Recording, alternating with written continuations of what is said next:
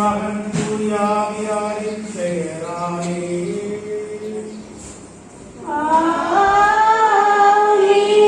நம் ஆண்டவராகிய இயேசு கிறிஸ்துவின் அருளும் கடவுளின் அன்பும் தூய ஆவியாரின் நட்புறவும் உங்கள் அனைவரோடும் இருப்பதாக.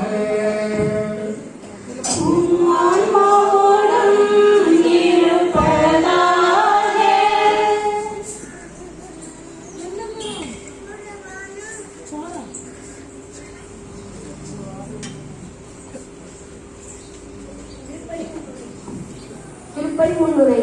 அன்பான இளமக்களே, இன்றிடம் அனைவருக்கும் மகிழ்ச்சியான நாள். இன்றிடம் புனித பிரகாஷ் அம்மாளின் திருவிழா திருப்பலியை சிறப்பிக்கிறோம். எல்லாவற்றையும் விட்டுவிட்டு கடவுளை தேர்ந்து கொண்ட புனிதரை வழிபட இவ்வாலயம் வந்துள்ள உங்கள் அனைவரையும் வாழ்த்தி அன்புடன் வரவேற்கிறோம். இயேசு அழைத்த போது மலையையும் வலைகளையும் விட்டுவிட்டு அவரை பின்தொடர்ந்தனர் சீடர்கள். இன்றைய திருவழிபாட்டின் வழியாக இயேசு நம்மை அழைக்கிறார். பணம், பட்டம், பதவி, புகழ் இவர்களை விட்டுவிட்டு இயேசுவை பின்தொடர விரும்புவோமா என சிந்திப்போம். உலக செல்வத்தில் கவனம் செலுத்திய நேரங்களுக்காக மனம் வருந்துவோம். நம் புனித பிரகாஷ் அம்மாளின் பரிந்துரையால் இறைவனின் ஆசி பெற தொடரும் பெருவிழாவில் பங்கேற்போம். ஆண்டவர் இயேசுவின் அன்புக்குரியவர்களே, நம் பாதுகாவலி புனித பிரகாஷ் அம்மாளுடைய விழாவை பெருமையோடு பக்தியோடு நாம் கொண்டாடி கொண்டிருக்கின்றோம்.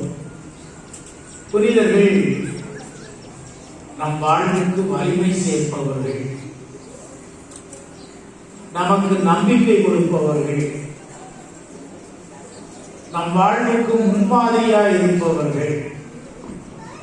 எப்படி வாழ்ந்தால் எத்தகைய நிலையை அடைய முடியும் என்பதை எல்லா நிலையிலும் நமக்கு சுட்டி காட்டுபவர்கள் நம்முடைய புனிதர்கள். நமக்காக பரிந்துரை செய்து ஆண்டவருடைய அருளை அள்ளி தருபவர்கள் புனிதர்கள். அந்த வரிசையில் நம்முடைய புனிதை லூசியா நம் ஒவ்வொருவருக்கும் பக்கபலமாக, ஆறுதலாக, நம்பிக்கையாக, எழுச்சியாக, முன்மாதிரியாக இருக்கின்றார். அவருடைய விழாவை கொண்டாடும் நம் மக்கள் ஒவ்வொருவரும் புனிதையின் பரிந்துரையால் வாழ்வில் தங்கள் லட்சியங்களை நிறைவேற்றிக் கொள்ள இந்த பலியில் நாம் அனைவரும் இணைந்து மன்றாடுவோம். புனிதமான இந்த பலியை நாம் ஒப்புக் கொடுத்து புனிதையின் பரிந்துரையில் ஆண்டவருடைய ஆசிரியரையும் அருட்கொடைகளையும் பெற நாம் தகுதி பெறும் பொருட்டு நம்முடைய பாவங்களுக்காக, குற்றங்களுக்காக மன்னிக்க வேண்டும்.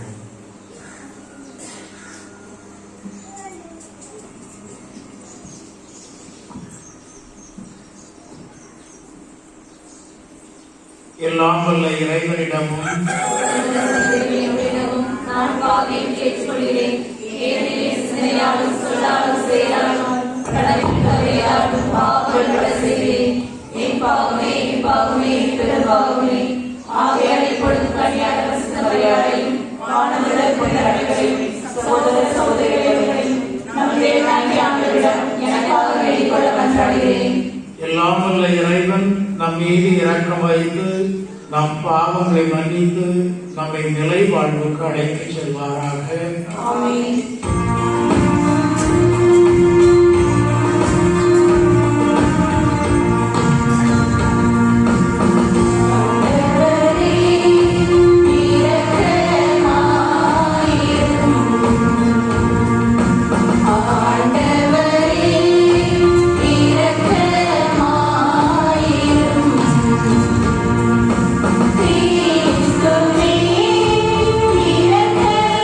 இரக்கமாயிரும்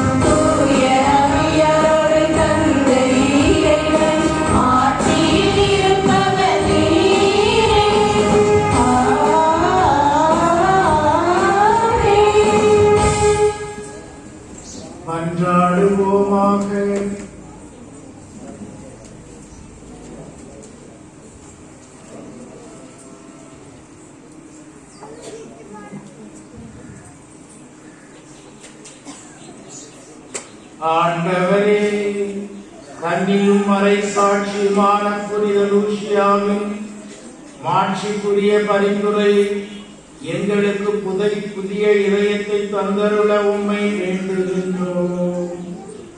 அதனால் நாங்கள் அவரது விண்ணகம் பிறந்த விழாவை இன்று கொண்டாடி நிலையானவற்றை பெற்றுக்கொள்ள செய்வீராக.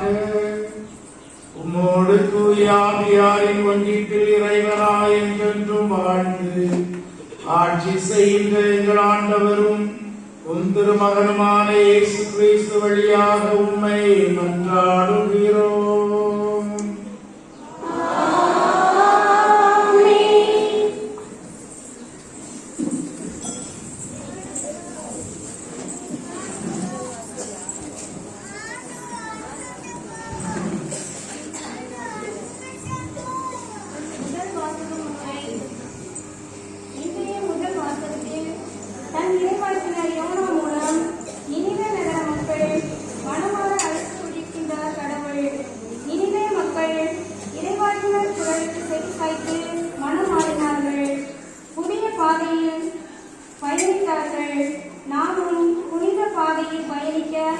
இந்த வாசகத்திற்கு கவனமுடன் செவிசாய்ப்போம்.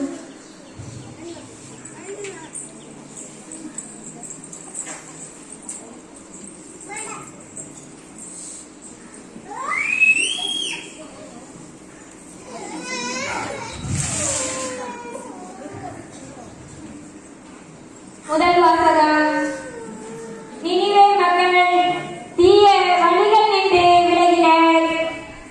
இறைவாக்கினர் யோனா நூலிலிருந்து வாசகம். அதிகாரம் 3, இறை வசனங்கள் 1 முதல் 5 மற்றும் 10. அந்நாட்களில் இரண்டாம் முறையாக யோனாவுக்கு ஆண்டவரின் வாக்கு அருளப்பட்டது. அவர், நீ புறப்பட்டு நினிவே மாநகருக்கு போய் நான் உன்னிடம் சொல்லும் செய்தியை அங்கு உள்ளவருக்கு அறிவி என்றார்.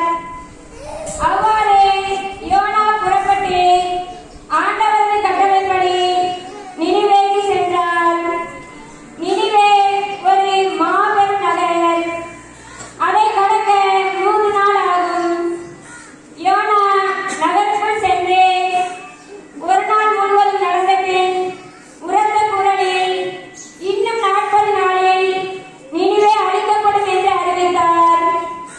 நினிவே நகர மக்கள் கடவுளின் செய்தியை நம்பி எல்லோரும் நோன்பிருக்க முடிவு செய்தார்கள். பெரியோர் சிறியோர் அனைவரும் சாக்குடை உடுத்திக் கொண்டனர். கடவுள் அவர்கள் செய்தது அனைத்தையும் பார்த்தார். அவர்கள் தீய வழிகளில் நின்று விலகியதை அவர் கண்டு தம் மனதை மாற்றிக் கொண்டார். தாம் அவர்கள் மீது அனுப்புவதாக சொல்லியிருந்த தண்டனையை அனுப்பவில்லை. இது ஆண்டவர் வழங்கும் அருள்வாக்கு. Amen.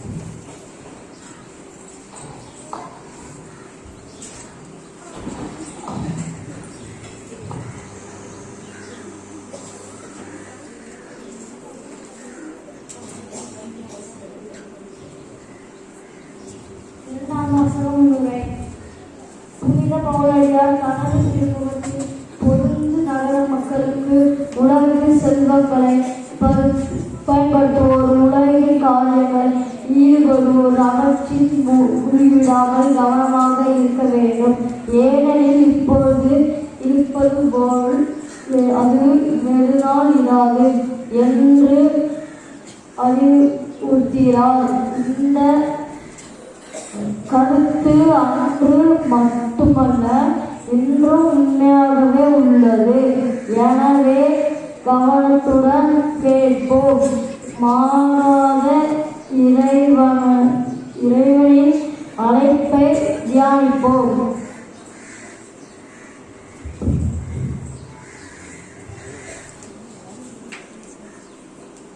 இரண்டாம் வாசகம். திருத்தூதர் பவுல் கொரிந்தியருக்கு எழுதிய முதல் திருமுகத்திலிருந்து வாசகம். அதிகாரம் 7 வசனம் 29 முதல் 31 வரை. அன்பர்களே, நான் சொல்வது இதுவே: இனியுள்ள காலம் குறுகியது. இனி மனைவி உள்ளவரும் மனைவி இல்லாதவர் போல் இருக்கட்டும். அழுபவர் அழாதவர் போலவும், மகிழ்ச்சியுறுவோர் மகிழ்ச்சி அற்றவர் போலவும், பொருள்களை வாங்குவோர் அவை இல்லாதவர் போலவும் இருக்கட்டும். உலக செல்வத்தை பயன்படுத்துவோர் அவற்றில் முழுமையாக ஈடுபடாதவர் போல் இருக்கட்டும். இவ்வுலகு இப்போது இருப்பது போல் நெடுநாள் இராது. இது ஆண்டவர் வழங்கும் அருள்வாக்கு.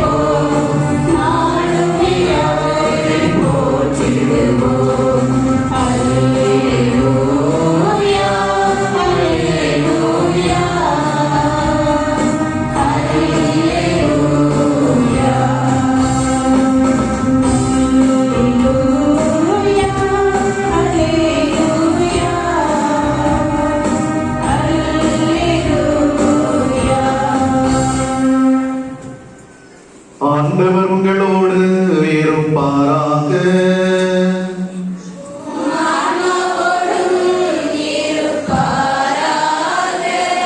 தூய மார்க் எழுதிய பரிசுத்த நற்செய்தியிலிருந்து வாசகம்.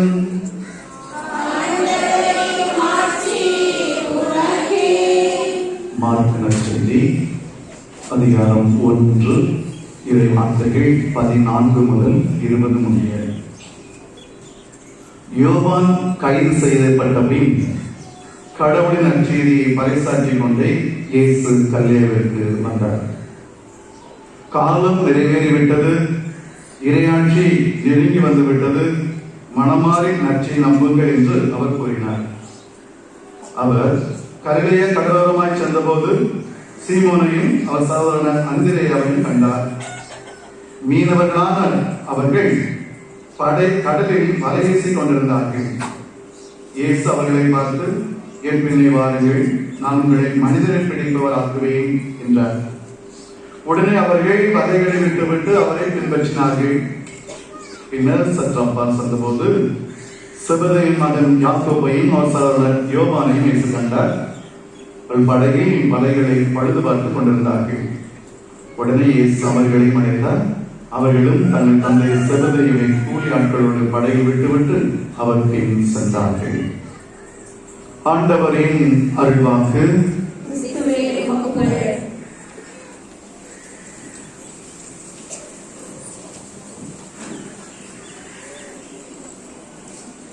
இறையேசுவில் பிரியமானவர்களே,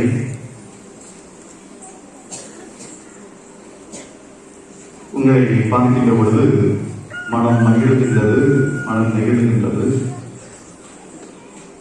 பல வண்ண வண்ண ஆடைகளை அணிந்து ஆர்வமாக ஆசையாக பல இடங்களிலிருந்து வந்து கூடி கொண்டாட இதோ இந்த நாள் நமக்கு தரப்பட்டிருக்கின்றது. எனவே மகிழ்கின்றேன். நம் பாதுகாவலி பிரகாசியம்மனுடைய விழாவை கொண்டாடி அதன் மூலமாக உங்கள் வாழ்வு, நமது வாழ்வு பிரகாசிக்க வேண்டும் என்ற ஒரு ஆசையும் ஆவலும் உங்களுக்கு உண்டு, எங்களுக்கு உண்டு. இருள் நிறைந்த ஒரு வாழ்வில் இருள் போக்கப்பட்டு அருளால் நிரப்பப்பட்டு அந்த அருள் மூலமாக நமது வாழ்வு பிரகாசிக்கும் என்ற நம்பிக்கையோடு வந்திருக்கிற உங்கள் நம்பிக்கை வீண் போகாது என்பதை அன்போடு தெரிவித்துக் கொள்கின்றேன்.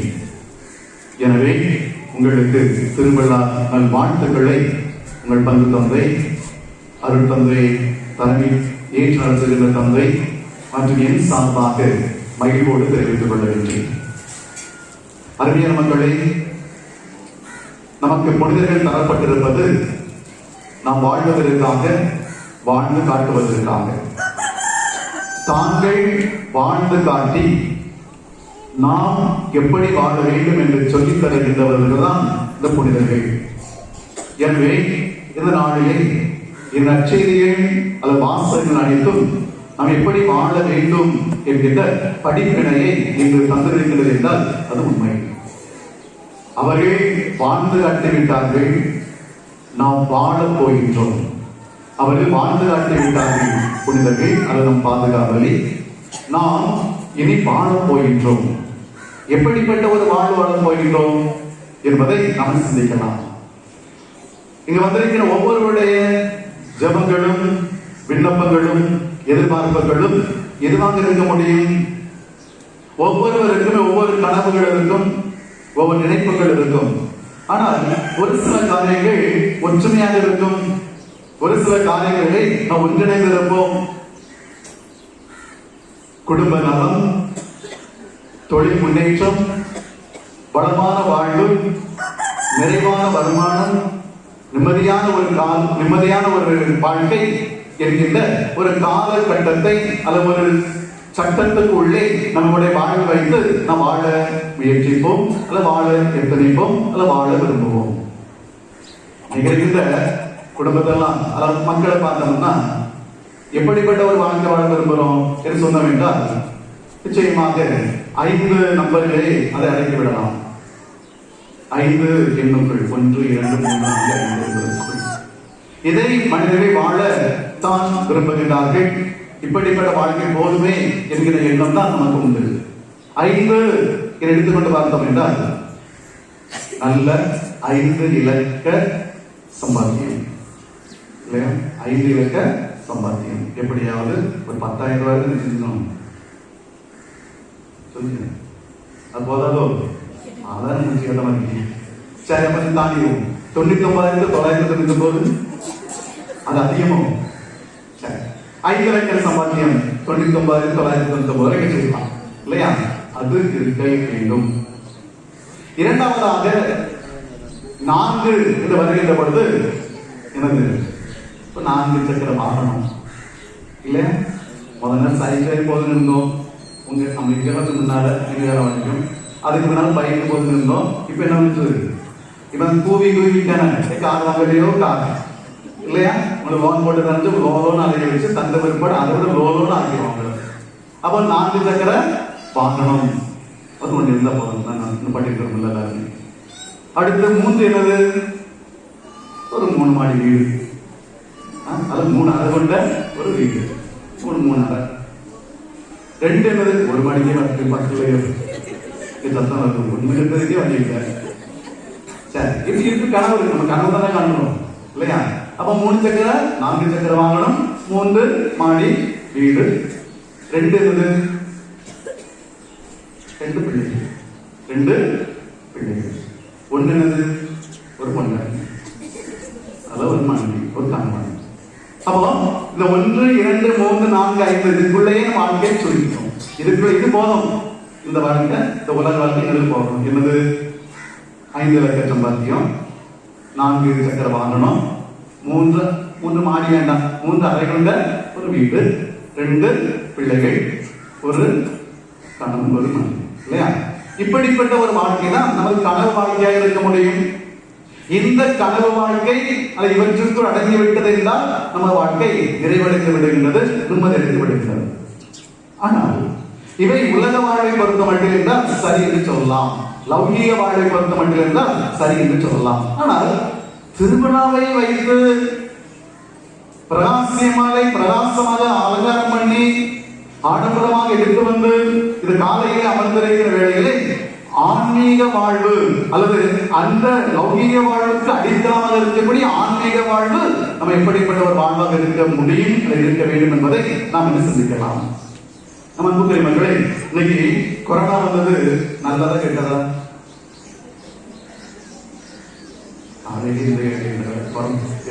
பயந்து நடுங்கி முகத்தெல்லாம் மூடி வீட்டை விட்டு வெளியே வராம அடங்கி கிடந்தோம். கொரோனா வந்தது நல்லதா கெட்டதா? சரி. ஆனா ஒரு சாராருக்கு நல்லது, ஒரு சிலருக்கு நல்லது. யாருக்கு? காலேஜ் படிக்க பிள்ளைகள், யாருக்கு? காலேஜ் படிக்க பிள்ளைகள், ஸ்கூல் படிக்க பிள்ளைகளுக்கு. எவ்வளவு ஜாதி, எவ்வளவு ஜாதி. பரீட்சை எழுதாமலே பாஸ் பண்ற ஒரே காலம் இந்த கொரோனா காலம். பரீட்சை எழுதாமலே பாஸ் பண்றது, இல்லையா? அந்த எல்லாம் ஆல் பாஸ் அப்படி சொன்ன உடனே ஒருத்தன் போடுறான், மீம்ஸ் போடுறான், ஒரே ஆட்டம், ஒரே ஆட்டம். என்னடான்னு பார்த்தா 24 அறிவு. எத்தனை அறிவு? 24 அறிவு. அவ்வளவு பாஸ் பண்ணிருக்காங்க. அது கேட்டு வச்சுட்டான், இல்லையா? அவனுக்கு எல்லாம் பாஸ் கொரோனா காலத்துல. ஆனா திருவிழா காலத்துல நான் பாஸ் ஆகும், திருவிழா காலத்துல நான் பாஸ் ஆகும். ஒருவேளை இன்னைக்கு பிரகாசியம்மா நம்ம எல்லாம் பார்த்து, கண்ணம்மாள் நம்ம எல்லாம் பார்த்து கண் அகல பார்த்து மகிழ வேண்டும் என்றால், அல்லது மகிழ்ந்தால் என்றால் நமது வாழ்வு, கிறிஸ்தவ வாழ்வு எப்படி இருக்கு என்று பொறுத்துதான். ஒரு ஆச்சரியம் என்று சொல்லுகின்ற பொழுது, ஏதாவது அதிசயம் என்று சொல்லுகின்ற பொழுது முதலாவதாக எது விரியும்? கண்ணு விரியும். அடுத்தது வாய் பிறக்கும். கண்ணு விரியும். ஒரு வித்தியாசமான ஒன்று வருகின்ற பொழுது, ஒரு ஆச்சரியமான அதிசயமான ஒன்றை பார்க்கின்ற பொழுது கண்கள் அகல திறக்கும், வாய் திறக்கும். அதுக்கப்புறம் வார்த்தை வரும், ஆஹா என்று வார்த்தை வரும். எனவே அந்நியர்களே, உங்களது வாழ்வை பொறுத்த மட்டும் லௌகீக வாழ்வின் வளர்ச்சியை கண்டு மகிழ்ச்சி அடைவது நமது கண்ணம்மாள். ஆன்மீக வாழ்வை கண்டு மகிழ வேண்டியது நமது புனிதை கண்ணம்மாள். எனவேதான் இந்த புனிதை நமக்கு தரப்பட்டிருக்கிறார். அப்படி என்றால் அன்புக்குரியவர்களே, நாம் இன்று இந்த 3 வாசகங்களை மையப்படுத்தி சிந்திக்க அன்போடு அழைக்கின்றேன். 1993ஆம் ஆண்டில் ஒரு சர்வே ஒன்று எடுக்கப்பட்டது. அது அமெரிக்காவை சார்ந்த வார்னர் குளோபல் என்று சொல்லப்படுகின்ற ஒரு அமைப்பு ஒரு சர்வே ஒன்று எடுத்தது. என்ன சர்வே? இந்த சமூகத்திலே கிறிஸ்தவ மக்களால் எங்களிடம் இருக்கக்கூடிய நம்பிக்கையை பிரகடனப்படுத்த அல்லது பிறருக்கு அறிவிக்க அல்லது எடுத்து சொல்லக்கூடிய மக்கள் எத்தனை பேர் இருக்கின்றீர்கள் என்று எடுத்தார்களாம். நீங்கள் நம்புகின்ற, வாழுகின்ற இந்த ஒரு நம்பிக்கையை நீங்கள் அடுத்தவருக்கு எடுத்து சொல்லக்கூடியவர்கள் எத்தனை பேர் இருக்கின்றீர்கள் என்று 1993ஆம் ஆண்டிலே ஒரு சர்வே எடுத்திருக்கிறார்கள். அதில் கிடைத்த பதில் 89%. இதோ நாங்கள் வாழ்கின்ற விசுவாச வாழ்வை, நம்பிக்கை வாழ்வை எடுத்து உரைப்பதில், அடுத்தவர்களோடு பகிர்வதில் நாங்கள் ஆனந்தம் அடைகின்றோம் என்பதை இவர்கள் எடுத்து காட்டியிருக்கிறார்கள். 89%. அதே அமைப்பு 25 ஆண்டுகள் கழித்து, எத்தனை வருஷம்? முதல் சொன்ன வருஷம் ஞாபகம் சாமி. 1993 என்னாச்சு? 2018ஆம் ஆண்டு ஒரு சர்வே எடுத்திருக்கிறது. அதே அமைப்பு. அப்பொழுது கிடைத்த பதில் வளர்ந்திருக்குமா, தளர்ந்திருக்குமா? வளர்ந்திருக்குமா? அப்படி நினைச்சா நம்ம தப்பு. ஏன்னா இப்பதான் அதை பற்றி சொல்றதே கிடையாது. என்னவென்றால் 64% குறைந்திருக்கிறது. நீங்கள் வாழுகின்ற, நீங்கள் கடைபிடிக்கின்ற உங்களது விசுவாச வாழ்வு, நம்பிக்கை வாழ்வை அடுத்தவருக்கு எடுத்துச் சொல்லுவது எப்படி இருக்கிறது என்பதை 25 ஆண்டுகள் கழித்து சர்வேடிக்கின்ற பொழுது கிடைத்த பதில் 64% குறைந்திருக்கிறது. இவர் சொல்லுகின்ற காரணம் என்னவென்றால் எங்களுக்கு பயம், இரண்டாவது எங்களுக்கு தெரியாது, மூன்றாவது அதை பற்றி எங்களுக்கு கவலை இல்லை என்று சொல்லப்படுகிற கூற்றுகள் இந்த காலகட்டத்தில், நம்ம காலகட்டம் தான், இன்னும் சொல்லப்படும் என்றால் அது இன்னும் சுருங்கிவிடும். காரணம், நாம் அனுபவித்துக் கொண்டிருக்கின்ற இந்த விசுவாச வாழ்வை, நம்பிக்கை வாழ்வை, இந்த கிறிஸ்தவ வாழ்வை அடுத்தவருக்கு எடுத்துரைப்பது என்பது இயலாத ஒன்றாக, முடியாத ஒன்றாக, அக்கறையற்ற ஒன்றாக இது இருப்பது என்பது நாம் கண்கூடாக காணுகின்ற காட்சி. எனவே 2ஆம் வசனத்தில் சின்னப்ப சொல்லுவார், நீ செய்வதெல்லாம் எப்படி நடந்ததோ அப்படி நடந்து கொண்டிருக்கிறது. பெண் கொள்கின்றீர்கள், கொடுக்கின்றீர்கள், எடுக்கின்றீர்கள், நிலம் வாங்குகின்றீர்கள், விற்கின்றீர்கள், இப்படி எல்லாம் சொல்லிக்கொண்டே போவார். எனவே சாதாரண ஒரு மனித வாழ்க்கையை நீங்கள் வாழ்ந்து கொண்டிருக்கிறீர்கள், அது எந்த மாற்றும் இல்லை. ஆனால் வாழ வேண்டிய வாழ்வு என்ன என்பதை இன்றைய முதல் வாசகமும் நற்செய்தி வாசகமும் நமக்கு தெளிவாக எடுத்துச் சொல்லித் தருகிறது. என் பிரியமான பிள்ளைகளே, இன்று வீடுகளிலே, கடைகளிலே மீன்களை வளர்ப்பது என்பது ஒரு ஃபேஷன் ஆகிவிட்டது. அதற்கென்று கடைகளை வைத்து கலர் கலராக மீன்களை வைத்து நம்ம வீட்டில் அந்த வரவேற்பு அறையிலே இன்னும் கடைகளுக்கு முன்னாலே வைத்துக் கொண்டு பார்த்து கொண்டிருக்கிறார்கள். அதிலும் இன்னும் டேங்க் கிளீனர் ஒன்று இருக்குது, அது தாண்டி நின்றது வாஸ்து மீன். இந்த வாஸ்துங்கிறது எதுக்குதான் வந்து தெரியாது. வீடு கட்டவும் பார்க்கவே மாட்டீங்களா வாஸ்து, வீடு கட்டவும் வாஸ்து, இன்னும் கடைசியில பார்த்தா கல்யாணத்துக்கும் வாஸ்து, மாப்பிள்ளை பார்க்கறது வாஸ்து, கடைசியில மீன், வாஸ்து மீன், வாஸ்து மீன் இல்ல, வாஸ்து மீன். இந்த மீனை வச்சாச்சுன்னா என்ன செய்யுமா? வியாபாரம் ஓஹோன்னு போகுமா, ஓஹோன்னு போகுமா. எனக்கு தெரிஞ்ச அளவுக்கு ஓகன் போனதே கிடையாது. அந்த தொட்டி, அந்த மீன் பெருசாகி தொட்டி உடைஞ்சு போனதுதான் மிச்சம். அருமையான மக்களே, எனவே இன்று கடவுள் நம்மை மீன் பிடிப்பவர்கள் அல்ல, மீன் ரசிப்பவர்கள் அல்ல, மாறாக மனிதரை பிடிப்பவர்களாக மாற்றுவேன் என்று சொல்லுகின்றார். மனிதரை பிடிப்பவர்களாக. அன்புக்குரிய மக்களே, எனவே இன்றைய சிந்தனையிலே மனிதர்களை நாம் எப்படி பிடிப்பது, மனிதர்களை எப்படி பிடிப்பது? இந்த ஒரு டெக்னிக் யாருக்கு தெரியும்னா, யாருக்கு தெரியும்? மனிதர்களை பிடிக்கக்கூடிய டெக்னிக் யாருக்கு அதிகம் தெரியும்? அரசியல்வாதிகளுக்கு தான் தெரியும். அரசியல்வாதிகளுக்கு தான் தெரியும். எந்த இப்ப நம்ம பாருங்க, ஏப்ரல்ல வந்துடும் எலெக்ஷன். உங்க ஊருக்கு என்ன செய்யும்? வண்டி வண்டியா வரும், வண்டி வண்டியா வரும். அது வரைக்கும் யாருமே தெரியாதவங்க என்ன சாடி வருவாங்க. அவனுக்கு தெரிந்த யுக்திகள், என்னத்தை கொடுத்தா, எதை கொடுத்தா இந்த மக்களை பிடிக்கலாம், எப்படிப்பட்ட இலவசங்களை நாம் அனௌன்ஸ் பண்ணினால் இந்த மக்களை பிடிக்கலாம், இந்த ஊருக்கு எதை கொடுத்தால் இந்த மக்களை பிடிக்கலாம் என்று சொல்லி அவனுக்கு தெரிந்திருக்கிறது. ஆனால் ஆண்டவர் சொல்லுவது என்ன? உங்களை மனிதர்களை பிடிப்பவராகவே என்று சொல்லுகின்றார். அப்படி என்றால் அருமையான மக்கள், 3 காரியங்களை நம் முன்னால் வைத்து அதை சிந்தித்து பார்க்க என்று அழைக்கின்றேன். முதலாவதாக, இந்த காலம் முதல் மாசத்தை எடுத்துக்கொண்டு பார்த்தோம் என்றால் யோனாவுக்கு அறிவிக்கப்படுகிறது. நீ சென்று நினைவு நகருக்கு சென்று நீ மக்களுக்கு அறிவி என்று சொல்லி ஆண்டவர் அனுப்புகின்றார். ஆனால் உங்களுக்கு நன்றாக தெரியும் இந்த யோனாவின் செயல்பாடு என்ன என்று. அவன் அதற்கு மறுத்து ஆண்டவர் குரலுக்கு செய் மடுக்காமல் தப்பி ஓட பார்க்கின்றான். அவ்வாறு தப்பி ஓட பார்க்கிற நிலையிலே இந்த யோனாவை கடவுள் குறுக்கிடுகின்றார். நான் மட்டும் என்ன சொன்னேன்? நீ போய் அந்த அறிவின்னு சொன்னேன்.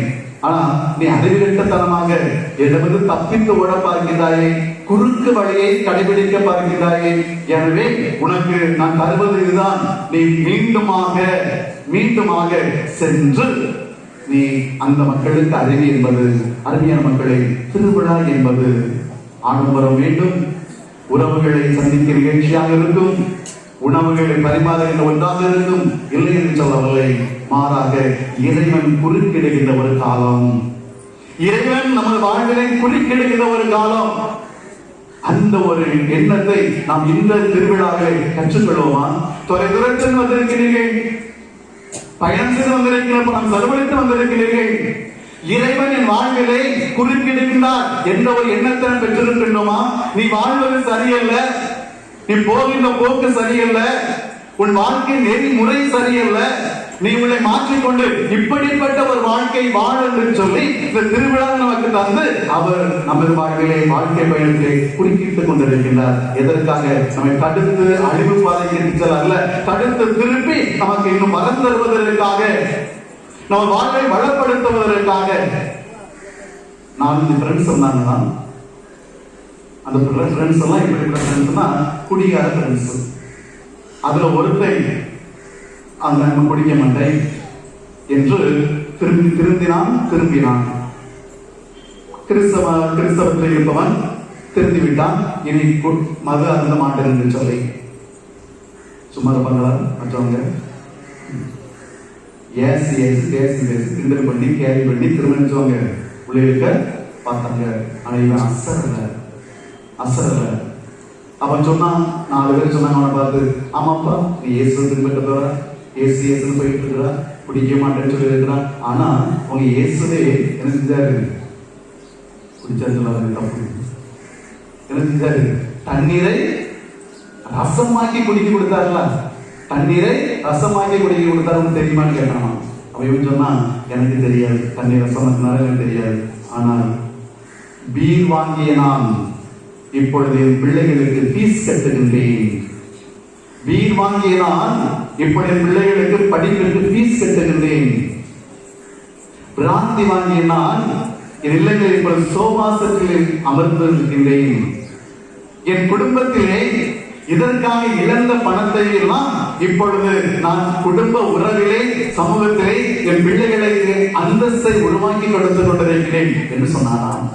என் பிரியமான பிள்ளைகளே, எனவே கிறிஸ்து நம் வாழ்வில் குறுக்கிடுகின்ற ஒரு காலம் இந்த திருவிழா காலம்.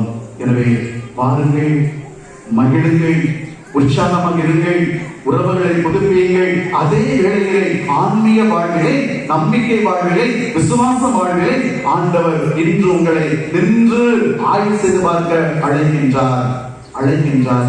கடந்த ஆண்டிலே என் பிள்ளை புதுமை வகிச்சது, இந்த ஆண்டு வரை என் பிள்ளை எத்தனை நன்மை இருக்கிறது கேட்டு பார்த்தா எத்தனை பேர் இருப்பீங்க?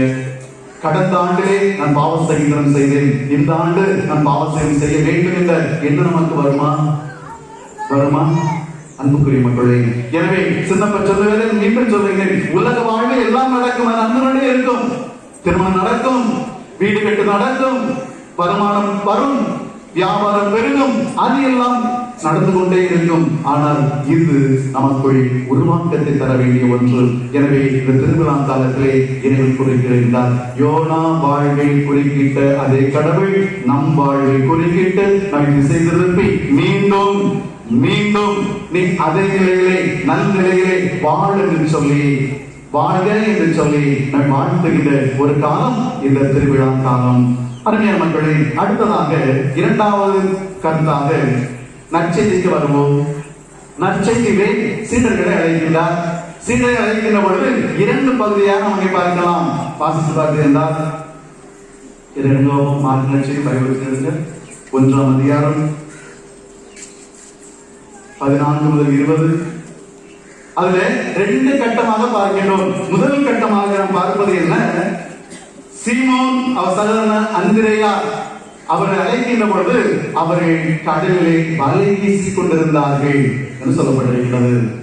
அவர் கடலிலே வலை வீசிக் கொண்டிருந்தார்கள். அவர்களைத்தான் ஆண்டவர் சொல்வார், இதோ உங்களை மனிதர்களை பிடிப்பவராக வேண்டும் என்று சொல்லி. அன்புக்குரிய மக்களை நாம் சிந்திப்போம். அவர்கள் தொழில் கடலில் மீன் பிடிப்பது, அவர் செய்வது வலை வீசுவது. இன்று கிறிஸ்தவ மக்களாகி நாம் வலை வீச வேண்டும். இந்த வாழ்க்கை போலியான பொய்யான ஒரு உலக வாழ்வு. நம்மை அழிவுக்கு வலை வீசி அள்ளி செல்லுகின்ற காலகட்டத்தில் இன்று உலகம் சென்று கொண்டிருக்கிறது. நாகரிகம் என்ற போர்வையிலும் நவநாகரிக நிலையிலும் உணவு மாற்றும் நிலையிலும் இன்னும் பல்வேறு காலகட்டத்திலே இன்று நம்மை வலை போல அள்ளி கொண்டு சென்று கொண்டிருக்கிறது. வாழ்க்கை முறையிலே எவ்வளவு பெரிய மாற்றங்களை வைத்திருக்கின்றோம். இன்று நாம் காணுகின்ற அல்லது இன்று பார்க்கின்ற சந்திக்கின்ற நோய்கள் எல்லாம் தெரியாத நோய்கள், பெயரிடப்பட முடியாத நோய்கள். இன்னும் சொல்லுகின்றான், கொரோனாவுக்கு கருவாகி வேறு ஒரு நோய் உருவாகி கொண்டிருக்கிறது. மீண்டுமாக உலகை அச்சுறுத்திக் கொண்டிருக்கிற ஒரு நோய் வந்து கொண்டிருக்கிறது சொல்லுகின்றார்கள். அருமையான மக்களை நாம் சிந்திப்போம். இப்படிப்பட்டவைகள் இந்த மனிதனை வரவீசி அள்ளி கொண்டிருக்கிற சூழ்நிலைகளை ஆண்டவர் மீன்பிடிக்கிறவரை பார்த்து சொல்வார், மனிதர்களை பிடிப்பவராக என்று சொல்லி. அப்படி என்றால் இந்த உலக வாழ்விலை அன்பு வலை வீசுவோம், அன்பு வலை வீசுவோம். அடுத்தவருக்கு உதவி செய்த நல் மனம் கொண்ட வலை வீசுவோம். இந்த மனிதர்களை பிடிப்பது என்பது ஏற்கனவே சொன்னதை போல அரசியல்வாதிகள் போல அல்ல. உன் உள்ளத்தில் இருக்கிற நன்மை தனத்தினால், நீ வாழ்ந்து காட்டுகின்ற இரக்க செயல்களினால், உன்னை பார்க்கின்ற உன் குடும்பம், உன் சந்ததி இன்று இப்படி வாழ வேண்டும் என்று சொல்லி முடிவு செய்கின்ற அளவிற்கு நமது வாழ்க்கை அமைந்திருத்தல் அவசியம். நீ இன்று வலைவீச வேதியங்கள் சொல்ல வேண்டாம். நமது வீடுகளை வலைவீசி பார்ப்போம். நமது வீடுகளை வலை வீசுவோமா? குடும்பத்திலே கணவன் மனைவிக்கிடையே எவ்வளவு பிரச்சனைகளை வைத்திருக்கின்றோம். இன்று பார்க்கின்ற திருமணங்கள் நடந்து 6 மணி நேரத்திலே அமெரிக்காவிலே ஒரு வித்தியாசமான விவாகரத்து வந்தது.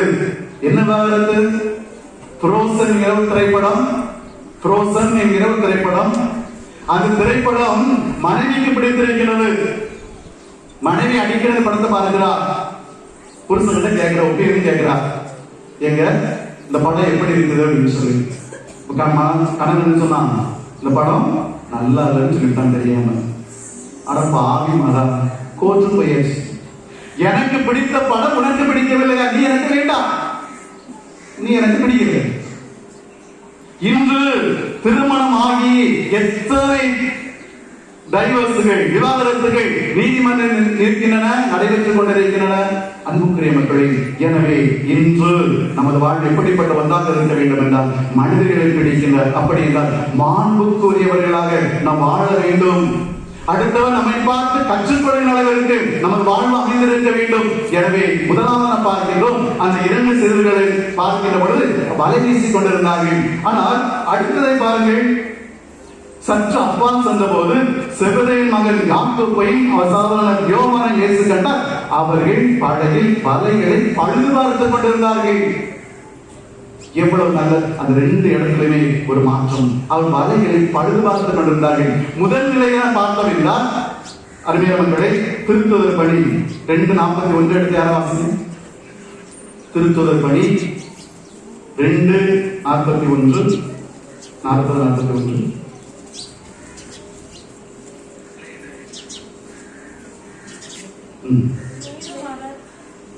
அவருடைய வார்த்தைகளை ஏற்றுக்கொண்டவர்கள் திருமணத்தை பெற்றார்கள். அன்று ஏறக்குறைய 3000 பேர் அவர்களோடு சேர்க்கப்பட்டனர். அருமையானவர்கள் யோசித்து பாருங்கள். வலைகளை வீசுகின்ற அவர்கள் மீன்களை பிடித்ததை விட இதோ மனிதர்களை பிடித்தது அதிகம்.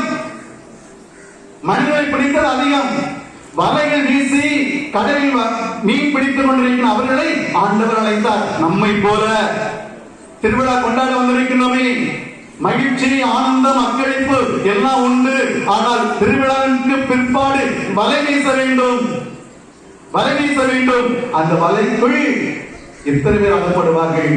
எனவே உன்னிடம் இருக்கிற என்ன அழைகள், நம்பிக்கை அறிக்கைகள், விசுவாச வாழ்க்கைகள், நல்லொழுக்க வாழ்க்கைகள், அடுத்தவருக்கு இறங்குகிற வாழ்க்கைகள், இவைகள் அடுத்தவரை ஈர்க்க வேண்டும், இழுக்க வேண்டும்.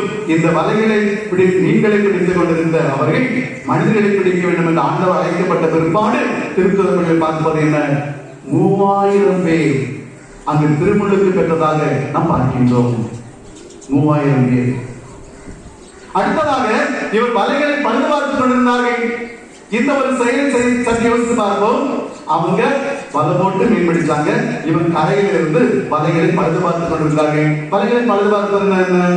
எங்க கிழிசல் இருக்குதோ, எங்க உடைசல் இருக்குதோ, எங்க அழுக்கு இருக்குதோ அதெல்லாம் இந்த பார்த்துருக்கீங்க. மனப்பாடு பொம்மை பார்த்துருக்கீங்களா? அந்த கரைகள் வச்சு பார்ப்பாங்க, கோத்துட்டு இருப்பாங்க. நம்ம சைடுல ஒரு காலத்துல மீன்பிடி வலைகள் பின்னது தந்தாங்க. அது ஒரு தொழில மாறி போச்சு. அப்போ வலைகளை பழுது பார்த்து கொண்டது எங்கெல்லாம் அருந்து இருந்ததோ, எங்கெல்லாம் உடைசல் இருந்ததோ, இதெல்லாம் கெட்டு போயிருந்ததோ அதையெல்லாம் சரிபார்த்து கொண்டிருந்தார்கள். சரிபார்த்து கொண்டிருந்தார்கள். எடுத்து வாசிங்க. திருத்துதர் பணி 5:15. 5:15.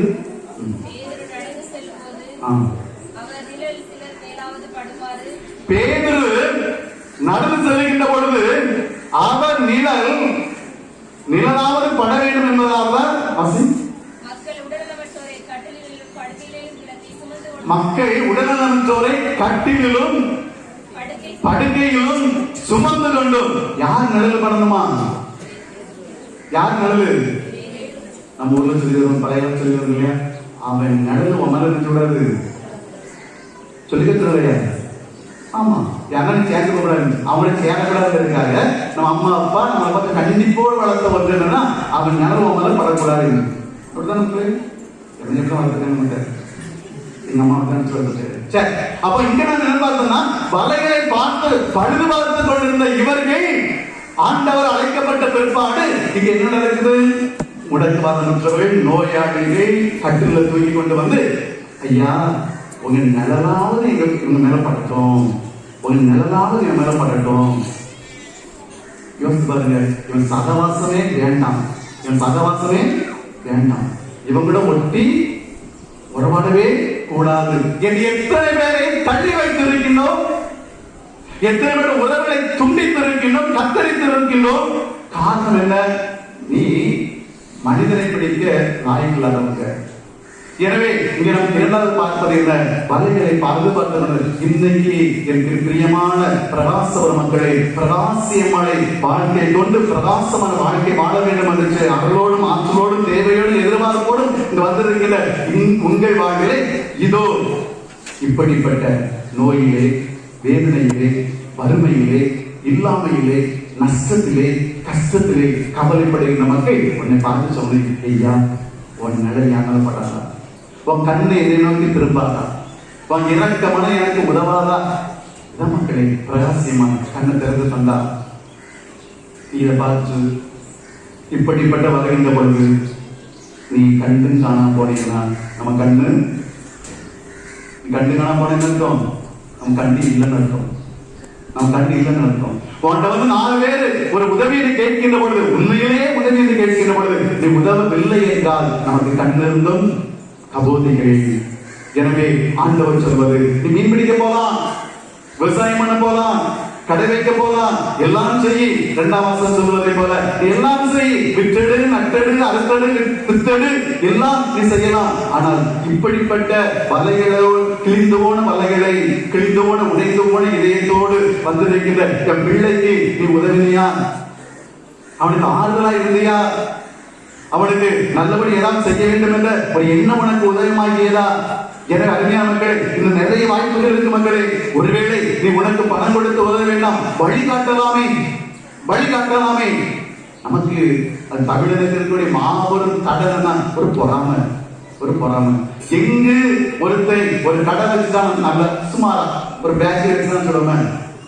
அந்த காவலர் விளக்குல துவக்கத்துல ஒரே ஒரு பேக்கரி இருந்துச்சு, ஜெய்சன் ஒரு பேக்கரி இருந்துச்சு. ஜெய்சன் நல்லா விளம்பரத்துக்கு வரல, தப்ப நினைக்கிறாங்க. அங்கே நல்லா ஓடிச்சு. அட பாதி மனுஷன், அவனுக்கு நேரம் ஆப்போசிட்டா இன்னொருத்தர் கடை வச்சுட்டான்.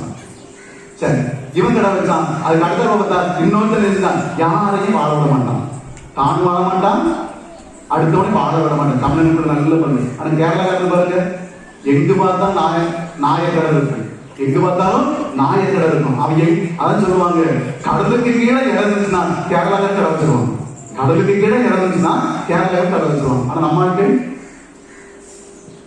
தெரியும். ஓகே, அறிஞர்கள் யோசித்து பார்ப்போமா? எனவே வலையை பழுது பார்த்து கொண்டிருந்தார். திருவிழா காலம் உன் வலையை பழுது பார்க்க வேண்டிய ஒரு காலம். ஒரு காலம் இறைவன் குறுக்கிடுகின்றார். குறுக்கிட்டு உன் வாழ்வில் இருக்கிற அருந்து போன அல்லது சாயம் இழந்து போன அல்லது சாரம் இழந்து போன உன் வாழ்வை மீண்டும் புதுப்பித்துக் கொள்ள தரப்பட்டிருக்கிற ஒரு காலம். என் அன்புக்குரியவர்களே, சற்று யோசித்து பார்ப்போமா? அழகான ஆடைகள், கலர் கலரா ஆடைகள் பார்ப்பதற்கு உண்மையிலே இந்த இடத்துல பாருங்க, எவ்வளவு அழகா இருக்கிய, என்ன சந்தோஷமா இருக்கு பாருங்க. மஞ்சள், பச்சை, சிவப்பு, கருப்புள்ள நான் தான். மற்ற எல்லாம் பாருங்க, என்ன சூப்பரா இருக்குது. ஆனா நம்ம வாழ்க்கை கொஞ்சம் யோசிச்சு பாருங்க மக்களே. எனவே இரண்டாவதாக இறைவனுடைய அந்த ஒரு செயல்பாடு. மூன்றாவது சிந்திக்க வேண்டிய ஒன்று, அன்புக்குரிய மக்களே, யோனாவின் ஏற்பு அரைமனது, சீடர்கள் 4 ஏற்பு முழு மனது. யோனாவின் ஏற்பு அரைமனது, போயிட்டான், தப்பி போனா இறைவன் குறுக்கிட்டார், வந்துன்னு சொன்னாரு, சந்தோஷம் வந்திருப்பாரா? இல்ல, அரை மனதோடு வர, சரி என்ன செய்ய போவோம் அப்படின்னு சொல்லி. ஆனா சீடர்கள் மனது முழுவதுமா உடனே, சொல்லப்பட்ட ஒரு வார்த்தை, உடனே. எதெல்லாம் விட்டாங்க?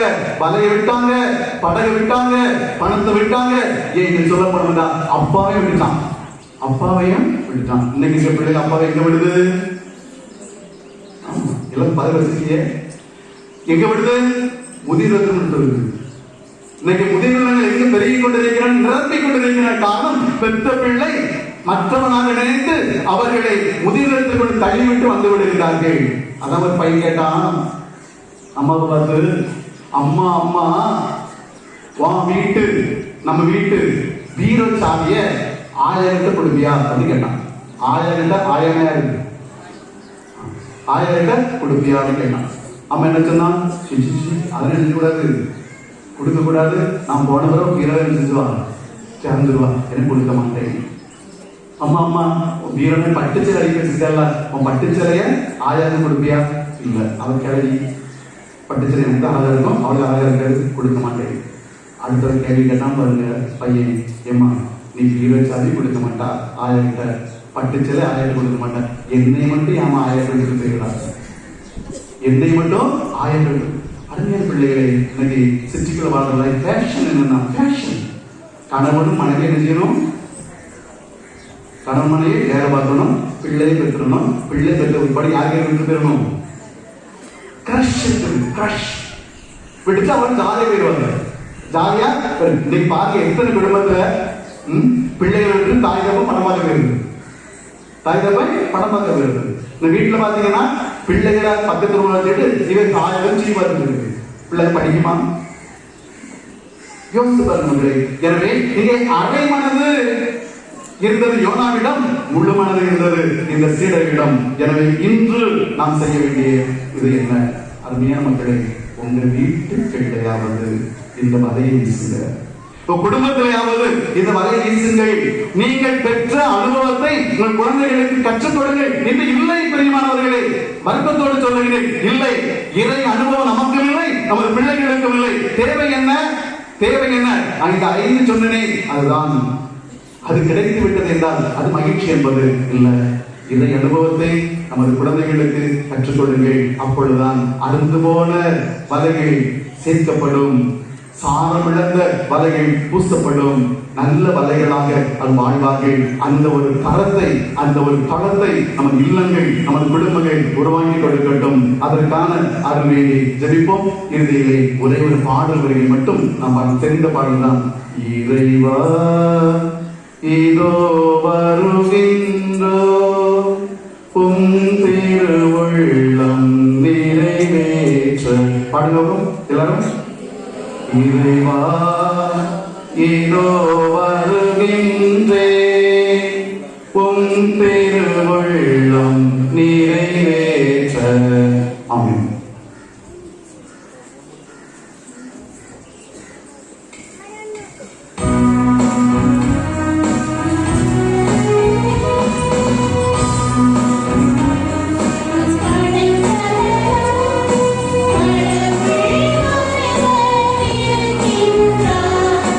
தஞ்சை மலர்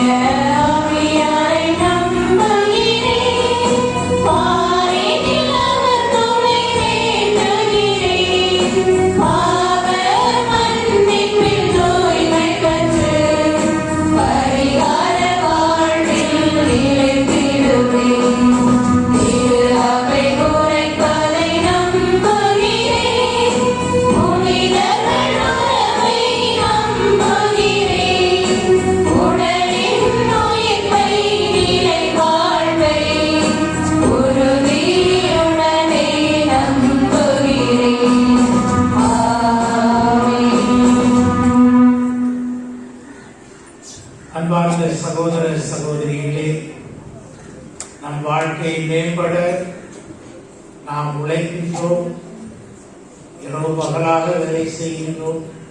எல்லா நிலையிலும் நம்முடைய வாழ்க்கை உயர வேண்டும் என முழு மூச்சுடன் ஈடுபடுகின்றோம்.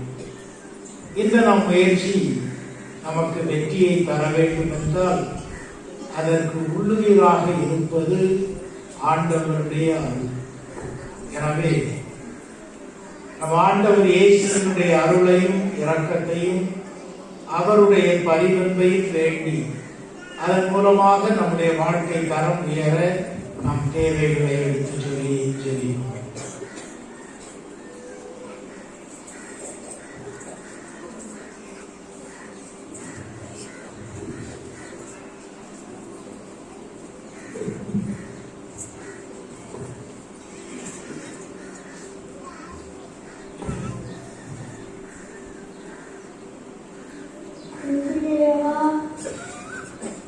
வழிநடத்தும் திருத்தந்தை ஆயர்கள் குழுக்கள் கன்னியர்கள் அனைவரையும் பாதம் அனுப்பிக்கிறோம். இவர்கள் அனைவரும் மக்களை ஞானத்தோடு வழிநடத்த தேவையான தர வேண்டும் என்று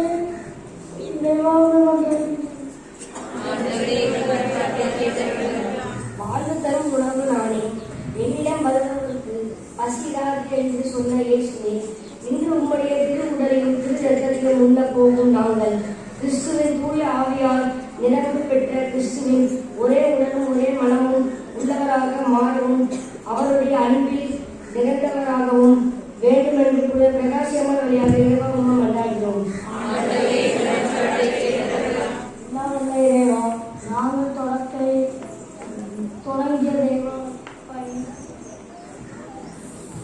நாங்கள் தொடங்கிய தேவாலய பணியில் ஏற்படும் இனங்களை அகற்றும் என் ஊர் மக்கள் ஒற்றுமையுடனும் சமாதானத்துடனும் ஆலய பணியை ஈடுபட தேவையான பொருளுதவியை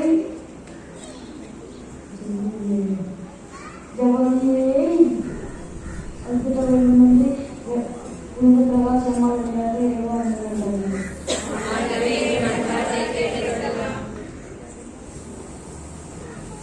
அருட்பெரும் ஜோதி இறைவா, இளைஞர்கள் அனைவருக்காகவும் உங்களை மன்றாடுகின்றோம். உமது மனநிலை பெற்றவர்களாய் ஒருவர் மற்றவர்களை அன்பு செய்வது, குடும்ப நலன், சமூக நலன் மற்றும் திருவை நலனில் அக்கறை கொண்டவர்களாய் வாழவும், வேலையில்லா இளைஞர்களுக்கு வேலை கிடைக்கவும், திருமண வரனுக்காக காத்திருப்பவர்களுக்கு தகுந்த துணை கிடைக்கவும் அருள் புரிய வேண்டும் என்று உங்களை பிரகாசியம் வழியாக சேவாவுடன் கொண்டாடுகின்றோம்.